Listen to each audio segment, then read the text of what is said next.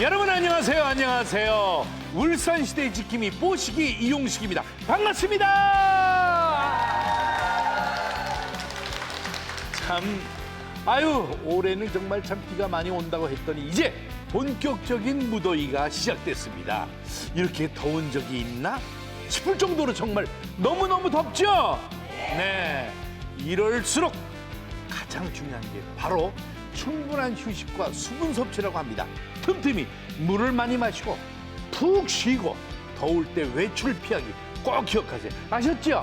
네. 자, 날은 더워도 우리 울산시대 방송 시간만큼은 시원하게 웃었으면 참 좋겠습니다. 자, 그럼 울산시대 여러분과 함께 출발해 보겠습니다. 자, 울산시대 다 같이 출발!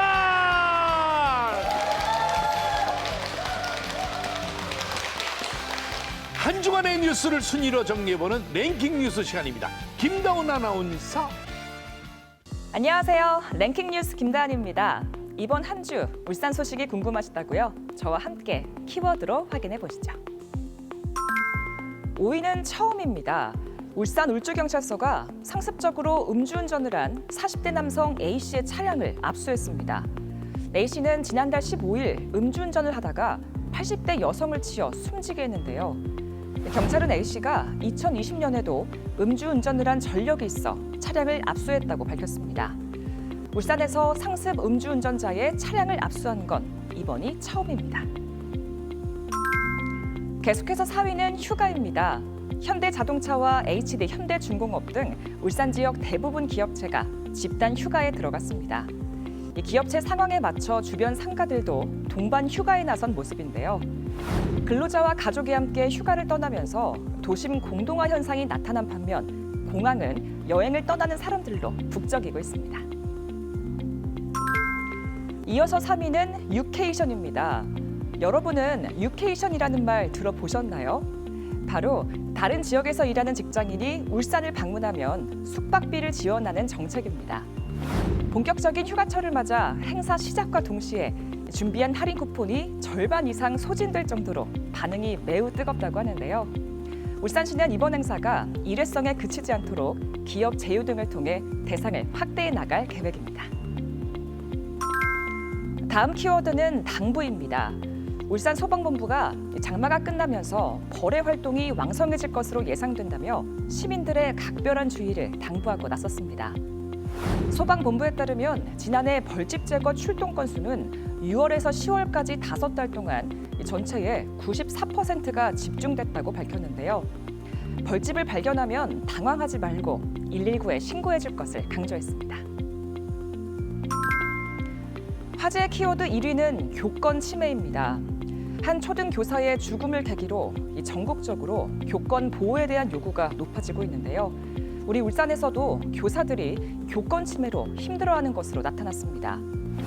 유형별로 살펴보면 학부모의 악성 민원과 또 학생들의 반항이 높은 비중을 차지했는데요. 선 넘은 교권 침해 실태는 남미경 평론가와 자세히 알아보시죠. 지금까지 랭킹 뉴스 김다은이었습니다. 네, 관련 소식을 믿고 찾는 시사평론가 남미경 시사평론가와 함께 이야기를 나눠보겠습니다. 안녕하세요. 반갑습니다. 반갑습니다. 네, 얼마나 더운지 우리 또 남미경 시사평론가가 머리를 또 양쪽으로 가르고 또 묶어서 위로 또 올렸어요. 덥죠? 네, 덥습니다. 야, 네. 이 더운데 기쁜 소식, 즐거운 소식이 돼야 좀 시원할 텐데 오늘 참 소식이 그동안 뉴스에서 접할 수 있었던 얘기가 아동학대 사건의 가해 학생이나 피해 학생 아니면 학부모님들의 속사정을 들어왔단 말이죠. 그런데 최근에 서울의 새내기 교사가 참 극단적 선택을 한 사건을 계기로 확실히 사회 분위기가 많이 달라졌습니다. 실제로 어느 정도로 심각한지 그 내용이 공개됐다고요? 네, 울산 교사 노조가요. 이번 네. 사건을 계기로 해서 울산에 있는 교사 1,100명을 대상으로 해서 이 교권 침해를 당한 사례를 접수를 했는데 네네. 단 이틀 만에 200건이 넘는 사례가 접수됐습니다. 오, 예. 200건이나? 예, 이렇게 유형을 살펴보니까요. 화면을 준비했는데요. 학부모의 악성 민원이나 이 부당한 민원이 40%로 가장 많았고요. 다음으로는 교사의 정당한 생활 지도에 대해서 무시하거나 반항하는 경우가 33%로 역시나 적지 않았습니다.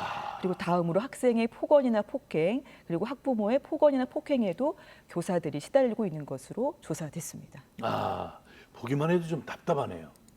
그 교권이 침해된 구체적인 사례도 공개됐다고 들었습니다. 네, 몇 가지 좀 사례를 정리를 해봤는데요. 네.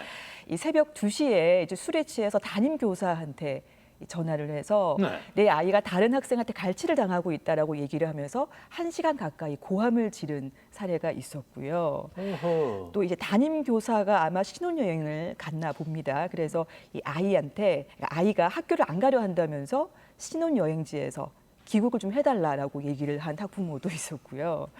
또 이 사례는 더 기가 찬데요. 아마 이 반의 담임은 좀 임신을 한 지 얼마 되지 않았나 봅니다. 그래서 임신한 교사에게 왜 담임을 맡았느냐. 담임 교사가 바뀌는 게 싫으니 임신은 내년에 하라. 이렇게 말한 학부모도 있었다고 합니다. 그 주소 좀 주실래? 나 찾아가서 한번 그럼 나 참. 아니 신혼여행 그러면 자기 애하고 같이 보내지. 이게 정말 이게 꾸민 얘기도 아닙니다. 사실 이게 있는 얘기거든요. 제가 지금 잘못 들은 것인가 싶을 정도로 정말 믿기지가 않습니다. 아니 그럼 임신하는 것도 학부모한테 허락을 받고 임신해야 되나? 이 별의별 소리를 다 듣겠네 정말. 또 방금까지는 교사가 학부모에게 시달렸던 악성 민원이었다며 이번에는 학생에게 시달렸던 사례인데 그 학생이 버스에서 안전벨트를 하지 않고 일어나는 학생이 있었는데요. 교사가 이 학생을 붙잡아서 앉혔습니다. 그랬더니 이 초등학교 3학년이 교사 얼굴에다가 가래침을 뱉는 사례도 있었습니다. 난 이게 참 이걸 어떻게 표현을? 야, 이게 뉴스 하는 그 아나운서들도 뉴스 하기가 참 힘들겠다. 그 표정 관리하려면 이런 뉴스를 하려면은 학부모님들한테도 인권이 있듯이 교사들한테도 인권이 있습니다. 여러분 가족 중에 선생님이 계실 거예요. 동생이나 뭐 하여튼 무슨 친인척 중에서도 선생님이 계실 거예요. 아니 초등학교 3학년 학생이 선생님 얼굴에 침을 뱉다니 이게 무슨 해괴망측한 일입니까? 내가 만약에 교사라면은 트라우마에 굉장히 시달릴 것 같아. 그렇죠? 참 이 교사들의 그 정신적 고통도 상당하겠는데요. 네. 그렇지 않겠어요? 네, 일선 교사들의 얘기를 들어보니까요. 네. 현실은 더 비참할 지경이다 이렇게 표현을 하고 있는데요. 학생이 잘못된 행동을 하더라도 혹시나 아동학대로 신고를 당할까 봐 생활 지도를 좀 적극적으로 하지 못하고 있다 이렇게 토로하는 교사들이 많았고요. 그렇겠죠. 예, 또 이제 한 초등학교 교사는요. 생활 지도를 하다가 아동학대 신고를 당했는데 지금은 무혐의 처분을 받았습니다. 그런데 이제 3년째 아직도 트라우마에 시달리고 있다 이렇게 토로를 하고 있었는데요. 이 초등학교 교사의 인터뷰에 이어서 울산 교사노조 위원장의 인터뷰를 직접 들어보시겠습니다. 들어봅시다. 특히 아이들을 보면 너무 겁이 나서 숨거나 하는 상황이 있었고요. 항상 꿈을 꾸면 학생들한테 제가 뭔가 폭언을 당하고 맞고 뭐 이런 꿈을 3년을 꿨어요. 약 없이 제가 잠을 못 자는 거예요. 교권 침해를 홀로 감당하면서 무력감과 분노를 느끼고 있음을 실감할 수 있었습니다. 따라서 교육청 차원에서는 교권보호위원회가 실질적으로 운영될 수 있도록 해주시고 정치권에서는 아동학대 관련 법안을 개정하여 참 그 약 없이 잠을 못 잔다고 하니까 제 마음이 아픕니다. 방금 교사 인터뷰에 이어서 나온 분이 울산 교사노조 분인 것 같아요. 네, 그죠? 네. 거기 계신 분 같은데 뭔가 대책을 호소하는 내용인 것 같습니다. 그 중에서 나온 얘기가 교육청 차원에서 교권보호위원회가 실질적으로 운영이 되도록 해달라. 이런 이야기를 하고 있는데 그 말은 운영이 지금 제대로 되지 않고 있다는 얘기인가요? 네, 이게 교사들이 교권을 침해당했을 때 교사로서 최소한의 보호를 받을 수 있도록 이제 학교에서 교권보호위원회를 열어서 중재를 하게 되어 있습니다. 그래서 해마다 전국에서 한 2,500건 정도의 그 교권보호위원회를 열기는 하는데요. 네. 근데 사실 실제로는 교권 침해 사례가 더 많습니다. 어허. 그 말은 이제 교권보호위원회를 열지도 않고 교사가 개인적으로 그러니까 홀로 대응하는 경우가 많다는 얘기가 되겠습니다. 자, 현실적으로는 효과가 크게 없다는 거네요. 네, 이게 업무 관계자들이요 민원에 시달릴까봐 여러 가지 뭐 이유 등으로 지금 교권보호위원회를 좀 꺼리는 그런 이유가 있는데요. 그래. 그리고 혹시 정작 또 열다 하더라도 이 학부모의 민원이나 고소에 대한 허위성을 먼저 밝혀야 하는 그런 지침 때문에 이 교사들이 이제 실질적인 도움을 받지 못하고 있는 그런 현실이라고 합니다. 이제 교육부가 이달 중으로 교권보호 종합 대책을 마련해서 이제 공포를 한다고 하니까 어떤 대책들이 담길지 좀 지켜봐야 할 것 같습니다. 저도 참 딸 하나 둔 부모지만 아이들의 교육을 교사만 하는 건 아니라고 생각됩니다. 모든 교육의 시작은 가정에서 출발한단 말이죠. 아침에 가정에서 학교로 가는 거 아니에요. 믿고 맡기고 또 그만큼 또 그것을 또 아이들을 위해서 스승님이 계신 거 아닙니까?